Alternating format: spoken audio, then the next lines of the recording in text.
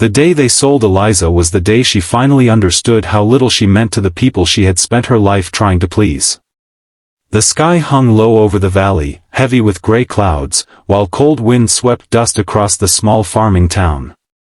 Eliza stood beside the wagon, her hands trembling beneath a worn shawl.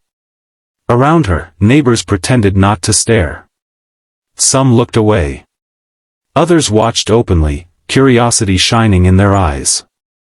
No one stopped what was happening. No one spoke for her. At 28, Eliza had already endured 8 years of marriage to Caleb Turner. 8 years of prayers, doctor visits, herbal remedies, whispered gossip, and cruel remarks. 8 years without a child. In that town, a woman without children was often treated as if she had failed her most important purpose. When Caleb died suddenly from a fever during a harsh winter, Eliza believed life could not become worse. She was wrong. Caleb's parents had inherited everything. The house. The land. The livestock. And, in their minds, control over her future. 3 months after Caleb's funeral, they called her into the kitchen. Martha Turner sat at the table with folded arms while her husband examined account papers. Neither looked at her. "We've reached an arrangement," Martha said. Eliza frowned. "An arrangement?" Martha nodded. "You're no longer our responsibility." A chill ran through Eliza. "What does that mean?" The older woman finally met her eyes. "It means you'll be leaving tomorrow." The room seemed to spin. "Leaving where?" Martha slid a folded document across the table. Eliza stared. Her name was written at the top. Beneath it was a contract. A legal agreement. And a signature she did not recognize. Her hands began shaking. "What is this?" "An opportunity," Martha replied. Eliza read further. A mountain widower named Isaiah Reed. 3 children. Remote homestead. Payment exchanged. Her stomach dropped. Payment. Money. Not marriage. Not employment. Payment. As though she were livestock. As though she were property. As though she were something to be traded. No. The word escaped her lips instantly. "I won't do this." Martha's expression hardened. "You don't have a choice. I am not for sale. You have nowhere else to go." Eliza looked toward Caleb's father. He never raised his head. Never spoke. Never defended her. The silence hurt more than any insult. Tears filled her eyes. For years she had cooked their meals. Cleaned their home. Cared for them through sickness. Yet now they were discarding her like an unwanted possession. "We already accepted the money," Martha said coldly. "The matter is settled." That night Eliza cried herself to sleep. Not because she feared hard work. She had worked all her life. Not because she feared mountains. She had never seen them but imagined their beauty. No. She cried because nobody had asked what she wanted. Nobody had ever asked. The following morning the wagon arrived. The driver introduced himself as Owen. A quiet man with kind eyes. When he saw her pale face, he lowered his voice. "You don't have to be afraid." Eliza looked away. Easy for him to say. By noon they were traveling north. The town disappeared behind them. Hours passed. Fields gave way to forests. Forests gave way to towering peaks. Snow dusted distant mountaintops. The world seemed larger than she had ever imagined. Beautiful. Wild. Lonely. By sunset they reached a narrow trail climbing into the mountains. Far above, smoke rose from a stone chimney. Owen pointed. "That's Reed's place." Eliza's stomach tightened. She expected a cruel man. A desperate man. Perhaps even an angry man. After all, what kind of person paid money for a woman? The wagon stopped before a sturdy cabin surrounded by pine trees. Several goats wandered nearby. Chickens scratched in the dirt. A wooden fence enclosed a small garden. Then the cabin door opened. A tall man stepped outside. Broad shoulders. Dark beard streaked with gray. Weathered face. Tired eyes. Isaiah Reed. He looked exactly like someone who spent his life fighting mountains. Behind him appeared 3 children. 2 boys and a little girl. The youngest clutched a rag doll. Nobody smiled. Nobody waved. The atmosphere felt painfully awkward. Isaiah approached slowly. His gaze settled on Eliza. Not in the way men usually looked at women. Not with ownership. Not with judgment. Instead he seemed uncertain. Almost nervous. For several seconds neither spoke. Finally he removed his hat. "Mrs. Turner." His voice was deep and calm. Eliza nodded stiffly. "Mr. Reed." An uncomfortable silence followed. Then Isaiah surprised her. "If you wish to leave, I'll return the money." She blinked. "What?" "I said if you don't want to stay, I'll find a way to send you elsewhere." Eliza stared. The statement made no sense. People did not spend hard-earned money only to offer it back. Why would you do that? A shadow crossed his face. Because people aren't cattle. The answer stunned her. For the first time since leaving town, hope flickered inside her chest. Small. Fragile. But real. Isaiah glanced toward the children. They need help. His voice softened. And honestly, they need kindness more than anything. The little girl peeked from behind her brothers. Large blue eyes studied Eliza carefully. Curious. Wary. Lonely. Something twisted inside Eliza's heart. Isaiah continued. "My wife died 2 years ago." Pain flashed across his features. The children haven't been the same since. No bitterness. No self-pity. Just truth. Simple truth. That evening Isaiah showed her the cabin. It was modest but clean. Warm despite the mountain cold. She noticed signs of struggle everywhere. Unwashed dishes. Mended clothing. Half-finished chores. A father trying desperately to manage everything alone. At supper the children barely spoke. The oldest boy, Samuel, watched her suspiciously. The younger son, Ben, avoided eye contact. Only the little girl occasionally glanced up. After the meal Eliza automatically began collecting plates. Isaiah immediately stood. "You don't have to do that." She looked surprised. "I know." "Then why are you doing it?"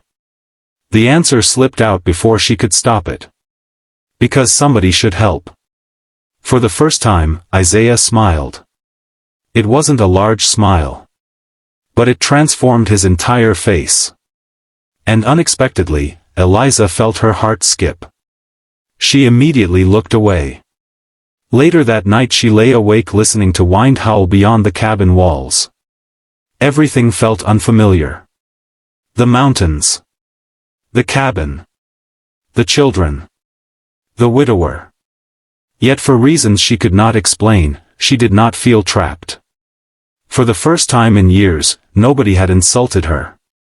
Nobody had blamed her. Nobody had called her useless. The next morning began before sunrise.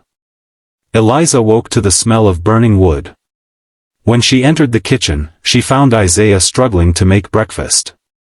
Smoke filled the room. The skillet was blackened. A piece of bread sat burned beyond recognition. She couldn't help laughing. The sound escaped before she realized it. Isaiah turned. For a second he looked offended. Then he glanced at the ruined meal. A reluctant grin appeared. That bad? Worse. His laugh echoed through the cabin. The children froze. As though they hadn't heard their father laugh in years. Something changed in that moment. Something small. But important. Later, while cleaning, Eliza found an old family portrait. Isaiah. His late wife. 3 smiling children. Dust covered the frame. She carefully cleaned it. That evening she placed it above the fireplace. When Isaiah saw it, he became very still. You cleaned it. She nodded. You shouldn't forget her. For several seconds he said nothing. Then his eyes grew suspiciously bright. Most people would have hidden it. Eliza looked at the portrait. No. Her voice softened. Someone loved this family before I arrived. Isaiah stared at her. Longer than before. As if seeing her differently. Not as a helper. Not as a stranger. But as someone who understood grief. Someone who carried wounds of her own. Outside, snow began falling across the mountains. Inside, warmth slowly settled into a house that had known too much sorrow. Neither Eliza nor Isaiah realized it yet. But the arrangement that had begun as a shameful transaction was already becoming something neither had expected. And beyond the mountain peaks, fate was preparing challenges that would test them all, and reveal that family is not always born through blood. Sometimes it is built through sacrifice, courage, and love. Spring settled over the mountains like a blessing. The heavy snow that had buried the valleys all winter slowly disappeared. Streams roared with melted ice, wildflowers pushed through the earth, and sunlight lingered longer each evening. For Eliza, the season felt like a second chance. Months earlier she had arrived at Isaiah Reed's cabin believing she had been discarded by the world. Now she woke each morning to the sound of children's laughter. To Emma's endless questions. To Ben's mischievous adventures. To Samuel's quiet conversations beside the barn. Most surprising of all, she woke each day looking forward to seeing Isaiah. The realization frightened her. Not because Isaiah had ever given her reason to fear him. Quite the opposite. He was patient. Gentle. Honest. Everything her former husband had never been. Yet love felt dangerous. Love had hurt her before. One afternoon Eliza worked in the garden while Emma chased butterflies nearby. The little girl suddenly stopped. Can I ask something? Of course. Emma sat beside her. When are you going to become our mother? The question hit Eliza like a sudden gust of wind. She nearly dropped the basket in her hands. Emma. The child looked genuinely confused. You already act like one. Eliza struggled for words. Before she could answer, Emma continued. You tuck me in. She counted on her fingers. You make soup when we're sick. Another finger. You read stories. Another. And you hug us when we're sad. The little girl smiled. That's what mothers do. Tears filled Eliza's eyes. For years she had been told she could never truly be a mother. Yet somehow this child already saw her as one. That night she sat alone on the porch long after sunset. The stars stretched endlessly across the sky. Isaiah eventually joined her. Neither spoke for several minutes. The silence felt comfortable. Peaceful. Finally Isaiah cleared his throat. Emma asked me something today. Eliza laughed softly. Let me guess. A smile touched his face. She wanted to know when I was going to marry you. Eliza covered her face. Oh no. Oh yes. For the first time in years, Isaiah laughed freely. The sound warmed her heart. When the laughter faded, neither moved. The air suddenly felt different. More serious. Isaiah looked toward the mountains. I've been thinking about that question. Eliza's heartbeat quickened. So have I. His gaze met hers. For a long moment neither looked away. Then a shout echoed from inside the cabin. Pa! Samuel burst through the door. Panic covered his face. Ben's horse threw him. Everything changed instantly. Isaiah was already moving. The three of them sprinted toward the northern pasture. Fear clawed through Eliza's chest. When they arrived, Ben lay motionless beside a fallen fence. Blood stained his forehead. Emma burst into tears. Samuel looked pale. Isaiah dropped to his knees beside his son. Ben! The boy groaned weakly. Relief flooded everyone. But it didn't last. Isaiah's expression darkened. The leg. Eliza looked down. Ben's right leg was bent unnaturally. Broken. A storm was approaching. Dark clouds rolled over the peaks. The nearest doctor lived nearly 2 days away. For the first time since she'd met him, Isaiah looked afraid. Not for himself. For his child. We have to move him. The storm struck before they reached home. Rain hammered the mountains. Thunder shook the valley. By nightfall Ben's fever began rising. The injury was worse than they'd hoped.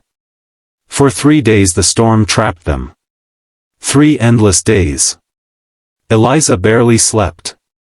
She sat beside Ben constantly. Changing bandages. Cooling his forehead. Feeding him broth. Whispering encouragement whenever he woke. Isaiah watched everything. Every sacrifice. Every act of love. Every exhausted moment. On the 4th morning the fever finally broke. Ben opened his eyes. Eliza? She leaned forward. I'm here.